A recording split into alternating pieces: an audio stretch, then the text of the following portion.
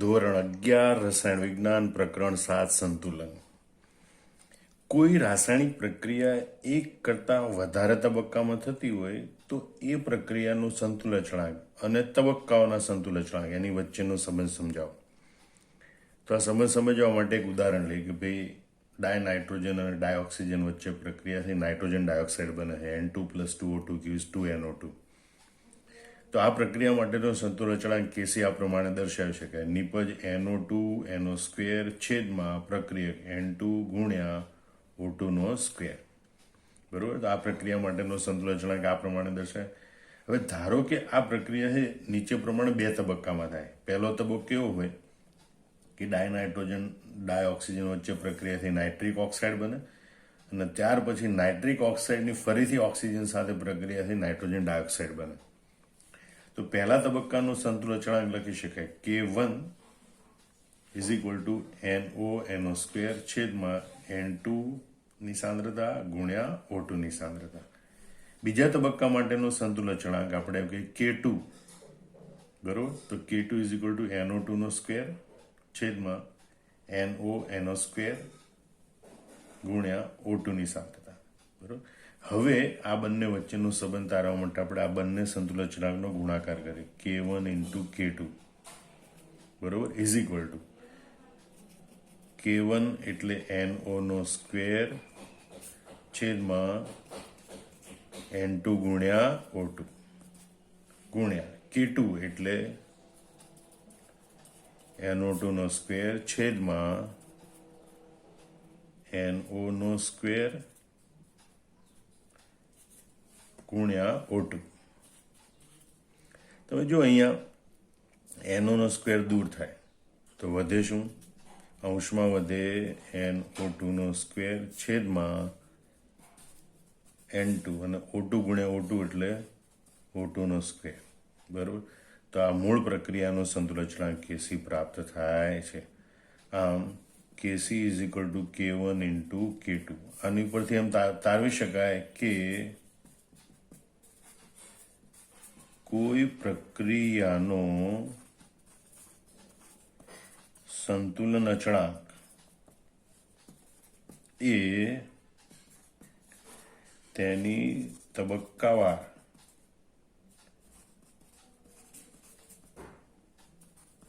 પ્રક્રિયાઓના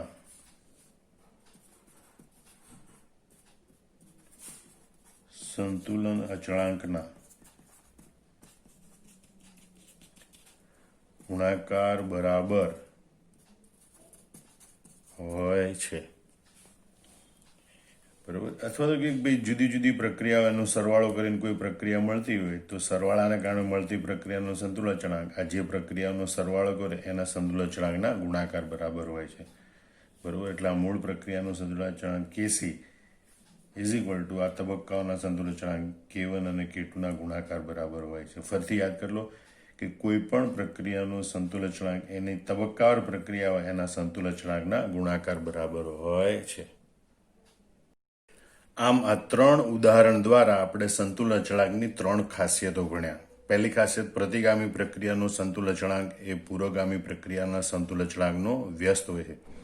Kr એટલે કે પ્રતિગામી પ્રક્રિયાનો સંતુલન અચળાંક એ Kf એટલે કે પૂર્વગામી પ્રક્રિયાનો સંતુલન અચળાંક એનો વ્યસ્ત હોય. Kr એટલે રિવર્સ પ્રક્રિયાનો કોન્સ્ટન્ટ અને Kf એટલે ફોરવર્ડ એટલે કે પૂર્વગામી પ્રક્રિયાનો સંતુલન અચળાંક. બીજું, પ્રક્રિયાના સંતુલિત સમીકરણને કોઈ સંખ્યા વડે ગુણવામાં આવે તો મૂળ સંતુલન અચળાંકનો ઘાતાંક એ ગુણક સંખ્યા લઈએ તો આપણને નવી પ્રક્રિયાનો સંતુલન અચળાંક મળે છે. એટલે ધારો કે ગુણક સંખ્યા n હોય તો નવી પ્રક્રિયાનો સંતુલન અચળાંક Kc બરાબર મૂળ સંતુલન અચળાંક એનો ઘાતાંક ગુણક સંખ્યા n. બરોબર. એટલે કે મૂળ સંતુલન અચળાંકનો ઘાતાંક ગુણક સંખ્યા n લઈએ તો આપણને નવી પ્રક્રિયાનો સંતુલન અચળાંક Kc મળે છે. જો બે કે વધુ પ્રક્રિયાઓનો સરવાળો કરવામાં આવે તો મળતી નવી પ્રક્રિયાનો સંતુલન અચળાંક એ તે પ્રક્રિયાઓના સંતુલન અચળાંકના ગુણાકાર બરાબર હોય છે. બરોબર. ધારો કે સંતુલન અચળાંક K1 K2 K3 ધરાવતી 3 પ્રક્રિયાઓ એનો સરવાળો કરવાથી મળતી નવી પ્રક્રિયાનો સંતુલન અચળાંક K' છે. તો કે dash is equal two K1 into K2 into K3 થાય. આ ત્રણેય ખાસિયતનો ઉપયોગ કરતું આપણે એક ઉદાહરણ સમજીએ. 4 પ્રક્રિયાઓ અને તેમના સંતુલન અચળાંક નીચે પ્રમાણે છે, તો તેમની વચ્ચેનો સંબંધ સમજાવો.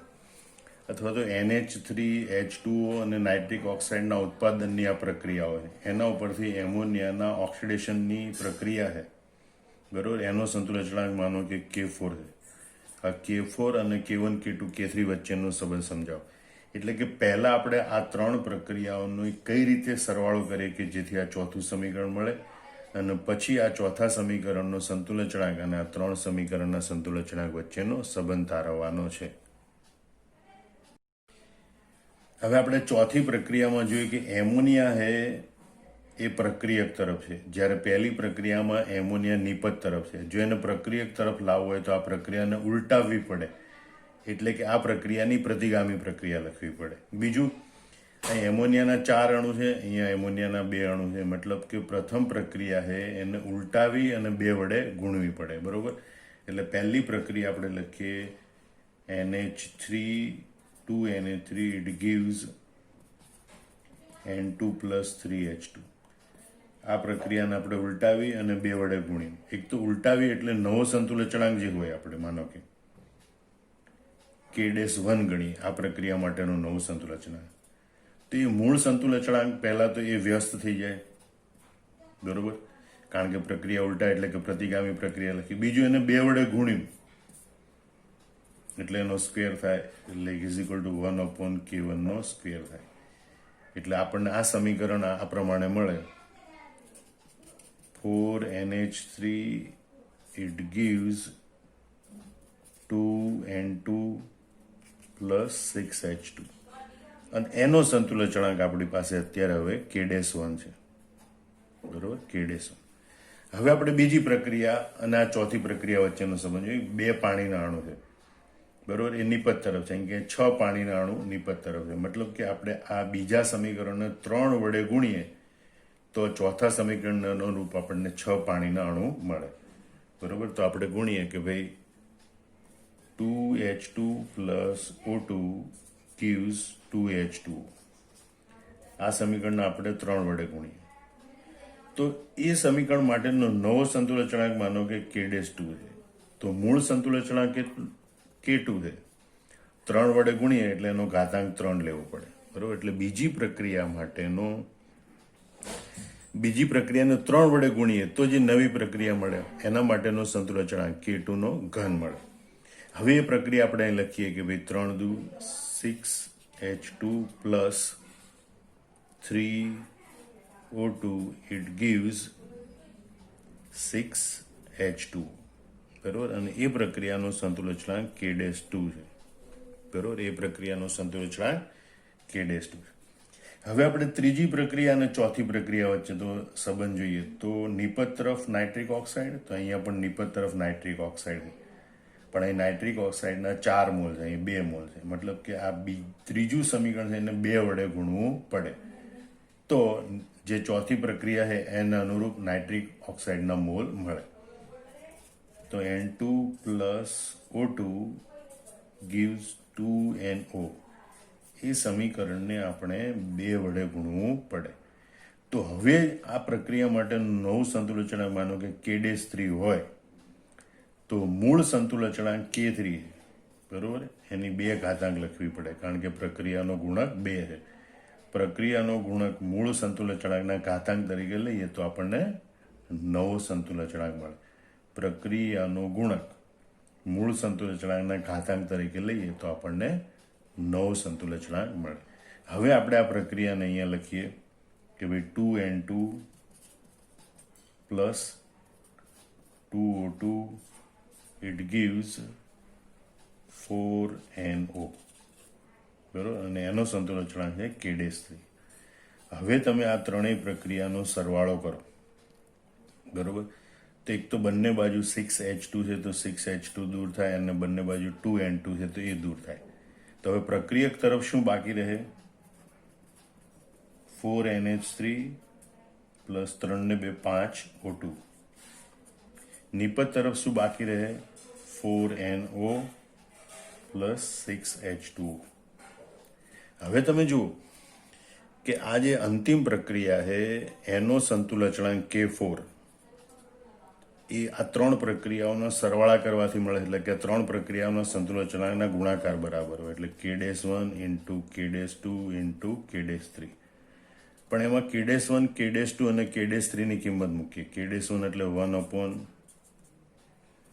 નો સ્ક્વેર ગુણ્યા K-2 એટલે K2 નો ઘન ગુણ્યા K-3 એટલે K3 નો સ્ક્વેર. બરોબર. આમ આપણે સંબંધ પ્રાપ્ત થાય છે K4 is equal to K2 નો ક્યુબ ઇન્ટુ K3 નો સ્ક્વેર અપોન K1 સ્ક્વેર. બરોબર. તો આ સંતુલ અચળાંક વચ્ચે આ રીતે સંબંધ પ્રાપ્ત કરી શકાય. અને અહીંયા આપણે જે અગાઉ સંતુલ અચળાંકની 3 ખાસિયતો જોઈએ, 3 ખાસિયતોનો ઉપયોગ જોઈ શકાય છે. જય સ્વામિનારાયણ.